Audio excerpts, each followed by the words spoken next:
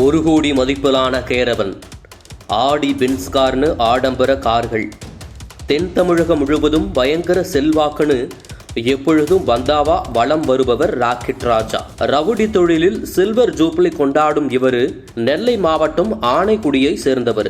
1990 காலகட்டத்தில் ஜாதி ரீதியான பிரச்சனைகள்ல அதிதீவிரமா ஈடுபட்ட ராக்கெட் ராஜா அப்படியே கட்ட பஞ்சாயத்து அடிதடின்னு தன்னோட கிரைம் ரேட்டை கொஞ்சம் கொஞ்சமா அதிகப்படுத்திக்கிட்டாரு. அதுக்கு அடுத்து தென் தமிழகத்துல ஒரு காலத்துல நாடார் ஜாதியோட முக்கிய தலைவரா அறியப்பட்ட கராத்தே செல்வனின் சீடரா மாறின ராக்கெட் ராஜா பின்னால வெங்கடேஷ் பண்ணையாரோட ரைட் ஹேண்டா மாறினாரு. வெங்கடேஷ் பண்ணையாரோட மறைவுக்கு அப்புறமா சுபாஷ் பண்ணையாரோட தளபதியா உருவெடுத்த அவரு பல்வேறு குற்ற சம்பவங்கள்ல ஈடுபட தொடங்கினாரு. குறிப்பா தேவேந்திர குல வேளாளர் சமுதாயத்தை சேர்ந்த பசுபதி பாண்டியன், பேராசிரியர் செந்தில்குமார் உள்ளிட்டவங்க தீர்த்து கட்டப்பட்ட வழக்குல இன்வால்வ் ஆனாரு. இதனால ராக்கெட் ராஜாவோட பேரு அந்த சமயத்துல தமிழ்நாடு ஃபுல்லா பரபரப்பா பேசப்பட்டுச்சு. அதுக்கு அப்புறமா தென் தமிழகத்துல பெரிய தலையா உருவெடுத்த அவரு ஜாதி ரீதியான பிரச்சனைகள்ல தொடர்ந்து ஈடுபட்டு நெல்லை, தூத்துக்குடி சுற்று வட்டார பகுதிகளில் இருக்கிற நாடார் சமூக மக்களோட முகமா மாறினாரு. இதனால உசுருக்கு அச்சுறுத்தல் ஏற்பட்டதால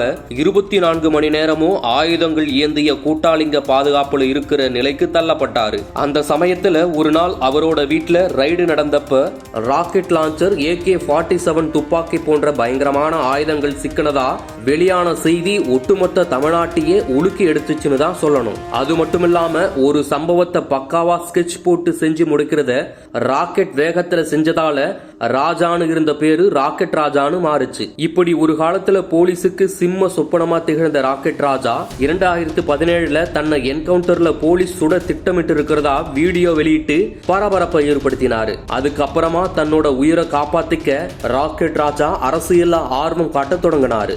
இதுக்காக ஆரம்பத்துல நாடார் மக்கள் சக்தின்னு அமைப்பு ஒண்ணு தொடங்கின அவரு பின்னால பணங்காட்டு படை கட்சியை ஆரம்பிச்சு அதனோட தலைவரா மாறினாரு. தன்னோட பவரை வெளி உலகத்துக்கு காட்ட நினைச்ச ராக்கெட் ராஜா 2022 நடந்த சட்டமன்ற தேர்தலை தனக்கு சாதகமா யூஸ் பண்ணிக்க பிளான் போட்டாரு. அதுபடி தேர்தல்ல ஆலங்குளம் தொகுதியில நின்ன ஹரிநாடாருக்காக ஹெலிகாப்டரில் வந்து இறங்கி சூறாவளி பிரச்சாரம் செஞ்சு ஒட்டுமொத்த தமிழகத்தையே திரும்பி பார்க்க வச்சாரு. இதனால அந்த தேர்தல்ல ஆலங்குளம் தொகுதியில ஹரிநாடார் சுமார் 30,000 ஓட்டு வாங்கி திமுக வேட்பாளர் மன்னகவ வச்சாரு. அதுக்கப்புறம் ஹரிநாடாவ் சிடிஎம் கேஸ்ல ஜெயில அடைக்கப்பட்டாரு. அதே போல ராக்கெட் ராஜாவும் கொலை கேஸ்ல அரசு செய்யப்பட்டு ஜெயில அடைக்கப்பட்டாரு. இந்த வழக்குல கடந்த சில மாதங்களுக்கு முன்னாடி ஜாமீன்ல வெளியே வந்த ராக்கெட் ராஜா அதுக்கு அப்புறமா பண்ண அலப்பற கொஞ்சம் நஞ்சம் இல்ல. புழல் ஜெயில இருந்து ஆடம்பர கார்ல ஆதரவாளர்கள் புடைசூழ ராக்கெட் ராஜா வந்தது அந்த சமயத்துல ரொம்ப பரபரப்பா பேசப்பட்டுச்சு. அதுக்கப்புறமா கோர்ட்ல ஆஜராக போன அவரு